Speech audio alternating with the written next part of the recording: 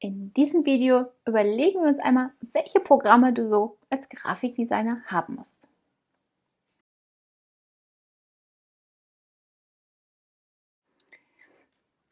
Ja, als Grafikdesigner braucht man natürlich wie in jedem anderen Beruf auch seine Werkzeuge.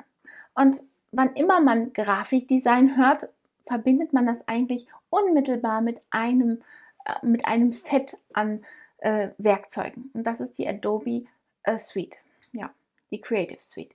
Und da gibt es ganz viele verschiedene Programme, die ein Grafikdesigner braucht. Ich möchte mir jetzt einfach nur mal 3 rauspicken und das ist zum einen Photoshop, dann Illustrator und InDesign. Aber keine Angst, ich will dich jetzt nicht hier überreden, dass du jetzt ein langjähriges Abo abschließt, ja, weil wenn man einmal drin steckt, dann bleibt man ja auch so drin.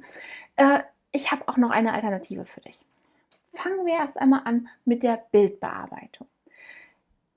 Photoshop ist ein sehr, sehr mächtiges Werkzeug und ist natürlich auch nicht von jetzt auf gleich erlernt. Also wenn du gerade neu bist und anfängst mit Grafikdesign, ist es eine gute Idee, Photoshop zu lernen. Ne? Da gibt es keine zwei Meinungen. Ne? Photoshop muss man einfach können, muss man beherrschen. Es gibt aber ein Pendant dazu. Diese Creative Suite, die kostet monatlich Geld. Sie ist im Abo erhältlich, mittlerweile nur noch im Abo. Und dementsprechend kostet sie dich jeden Monat Geld. Photoshop gehört zu diesem Abo dazu und es gibt auch ein kleines Abo, nämlich für Fotografen. Ne? Da ist eben Photoshop drin, Lightroom und ich glaube noch irgendetwas zum Bilder sortieren, wie auch immer. Auf jeden Fall, das Ganze kostet im Abo nur um die 10 Euro. Die große Suite mit allen Adobe-Programmen, die kann schon richtig teuer werden. Ich will jetzt hier gar keinen Preis genau nennen, weil das ändert sich natürlich auch immer. Deswegen bitte auf der Webseite von Adobe nachschauen. Ja, kommen wir einmal zurück zu dem Bildbearbeitungsprogramm. Photoshop, das brauchst du. Ne? Grafikdesigner sind natürlich auch unmittelbar mit Bildern in Kontakt. Ne? Bilder sind oftmals die Grundlage für ein Grafikdesign. Deswegen, ja, musst du natürlich auch Bilder anpassen, bearbeiten und abändern können. Photoshop ist dementsprechend unverzichtbar. Wenn du aber keine Adobe Suite haben möchtest, kannst du auf Affinity Photo zurückgreifen. Das ist ja, eine Möglichkeit. Ne? Affinity bietet sehr gute Programme. Es gibt 3 an der Zahl, deswegen werde ich dir immer das Pendant vorstellen. Das kostet nur einmal Geld und das ist auch gar nicht so teuer. Also ist noch weit unter 100 Euro für das komplette Programm, das du einmal bezahlen musst, um eben dieses Affinity-Foto zu bekommen. Funktioniert auch sehr gut. Die Frage ist, ob es auf Dauer reicht. Bestimmt sehr lange. Auf Dauer will ich jetzt nicht sagen, weil natürlich wachsen an an den Fähigkeiten auch die Aufgaben irgendwann und dann magst du vielleicht irgendwann umsteigen. Aber erst einmal ist das völlig ausreichend. Wahrscheinlich ist das jahrelang völlig ausreichend und deswegen brauchst du dir keine Sorgen um die Creative Suite machen. Das zweite Programm ist Adobe Illustrator. Illustrator ist der Standard in der Vektorbearbeitung. Und auch hier gilt wieder, es ist in der Creative Suite drin und es kostet dich monatlich Geld. Ne? Also wie gesagt, ein Preis für alle Programme. Aber eben auch monatlich. Ne? Und ebenfalls ein sehr, sehr mächtiges Werkzeug mit unglaublich vielen Funktionen. Man kann vektorisieren, das heißt, du lädst ein Bild rein, das wird vektorisiert und du kannst dann daraus ja eine Vektordatei eben erstellen.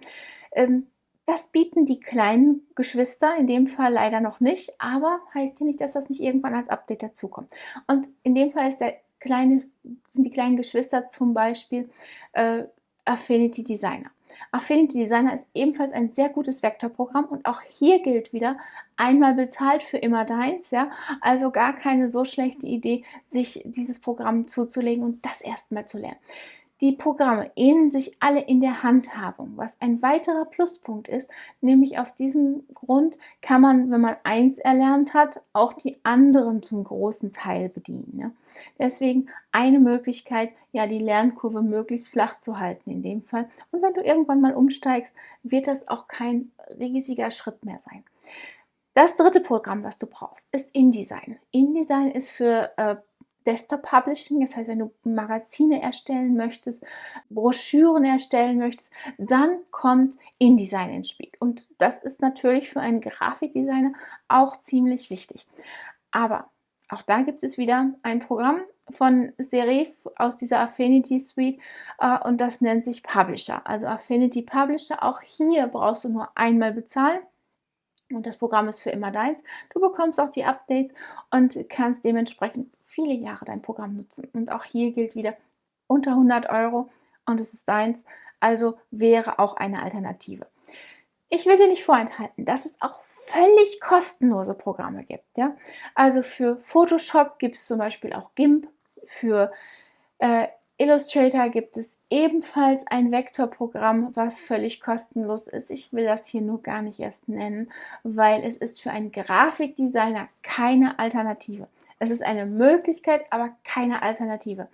Deswegen, wenn du diesen Beruf wirklich ausüben möchtest, dann empfehle ich dir, wirklich wenigstens in die Suite von Serif zu investieren, also diese Affinity Suite, und da diese verschiedenen Programme zu haben, sodass du erst einmal zum Einstieg und wahrscheinlich, wie gesagt, für viele Jahre genug hast oder eine große Toolbox hast, woraus du schöpfen kannst und mit denen du deine Projekte umsetzen kannst.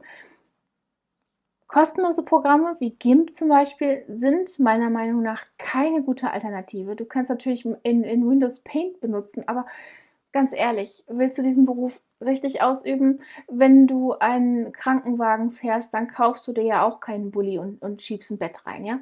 Deswegen gilt hier, auch da muss man leider etwas investieren, etwas Geld in die Hand nehmen. Man muss natürlich nicht sofort den bestausgestatteten Wagen haben, aber man muss schon etwas haben, was auch wirklich Leben rettet, ne? Und nicht das Ganze noch schlimmer macht. Also ja, das war jetzt ein Beispiel einfach, ne? Du kannst wahrscheinlich auch viele andere Beispiele finden, was nicht funktionieren wird, wenn du nicht bereit bist, ein wenig Geld in die Hand zu nehmen und in dein Werkzeug, in deine Programme zu investieren, ne? Nimm einen Handwerker, der eine Bohrmaschine in einem kostengünstigen Supermarkt kauft und versucht, damit Löcher zu bohren. Naja, das wird wahrscheinlich auch nicht funktionieren. Ja, deswegen hier mein Plädoyer, bitte kauf dir wenigstens die Affinity Suite oder investier direkt in die Creative Suite, wenn du das lernen möchtest. Beides funktioniert wunderbar und könnte erst einmal deine Software sein. Ich hoffe, das Video hat dir geholfen, die Entscheidung zu treffen, was für dich als Grafikdesigner richtig ist und welches Programm vor allen Dingen oder welche Programme für dich als Grafikdesigner richtig sind.